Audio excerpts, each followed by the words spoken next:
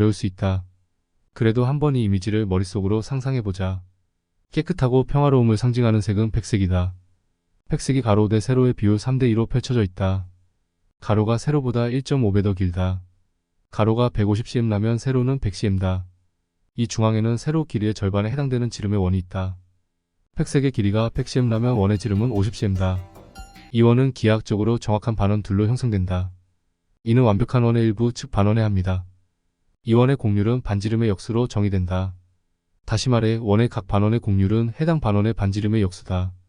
가령 원의 전체 지름의 백색의 세로 길이의 절반이라면 각 반원의 지름은 백색의 세로 길이의 4분의 1 크기다. 수학적으로 원의 곡률을 K라고 두고 반지름을 I라고 하자. 이 경우 K는 R분의 1로 표현할 수 있다. 따라서 원의 각 반원에 대한 곡률은 백색의 세로 길이 L에 대하여 K는 L분의 1이 된다.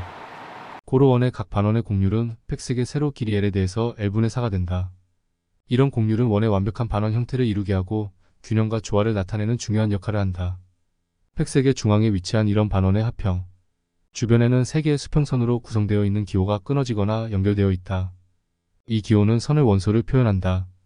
왼쪽 위에는 하늘, 왼쪽 아래는 불, 오른쪽 위에는 물, 오른쪽 아래는 땅이다. 이 설명을 접하자마자 태극기를 떠올렸다면 꽤 대단한 문해력을 가졌을지 모른다. 이처럼 언어는 불완전성하다. 언어는 정보를 담을 수는 있지만 그것을 다시 재출력하여 정보로 만들기에는 적합하지 않다. 쉽게 말해 사람들은 각기 자신만의 프린터를 가지고 있다. 입력 같은 같지만 어떤 프린터로 출력하느냐에 따라 출력과 배는 차이가 발생할 수 있다. 앞서 말한 태극기가 만약 펄럭였다면 이것을 언어화하는 과정에는 더 복잡한 수식이 필요할지 모른다. 언어는 정보를 담고 출력하는 도구다. 누구나 쉽게 언어로 정보를 담을 수 있지만 그것을 출력하는 과정에서 꽤 많은 오류가 발생한다. 문자를 읽는 데에는 여러 과정이 필요하다. 첫째는 문자를 음성화하는 것이다. 가령 글을 읽어내는 능력을 말한다. 쉽게 말하면 이렇다. 만약 부배별 이르 셋이라는 문장이 있다고 해보자. 우리는 이렇게 적혀있는 문장을 읽는데 어려움을 겪지 않는다. 우리는 한글을 읽을 수 있고 말 그대로 그것을 음성 변화할 수 있다. 다만 이것이 담고 있는 의미를 알 수 없다. 만약 프랑스말을 할 수 있다면 그것이 이것을 읽을 수 있나요? 라는 프랑스말이라는 것을 알 수 있다. 다시 말해서 문자를 음성화하고 그것의 의미를 파악하는 것이 두 번째다. 세 번째는 그 의미를 이미지화하는 것이다. 언어에서 문자가 발명된 것은 대략 5000년 전이다. 그것도 회계를 목적으로 한 세기 문자였다. 오스트랄로피테쿠스가 450만 년 전쯤에 살았으니 대략 449만 5000년간 인간의 진화는 문자와 아무런 관련이 없다. 고로 다시 말하면 우리가 정보를 기억하는 방식은 문자가 아니라 이미지다. 우리는 3차원으로 기억한다. 문자나 말은 1차원이다. 이것은 모노모드로 형성되어 있다. 쉽게 말해 선이다.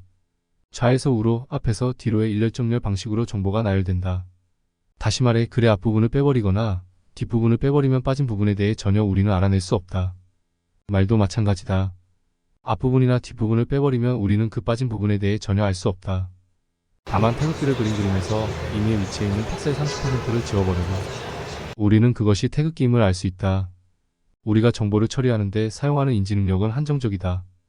고로 우리는 문자를 음성하고 그것을 다시 의미화하고 다시 의미를 이미지화하는 여러 작업을 거쳐 정보를 재생시켜야 한다. 소설을 읽을 때 누군가는 눈과 글을 접촉시키는 순간 그것을 이미지화하여 상황을 재생하는 이가 있고 어떤 누군가는 글자를 음성으로만 전하는 일을 하는 사람도 있다.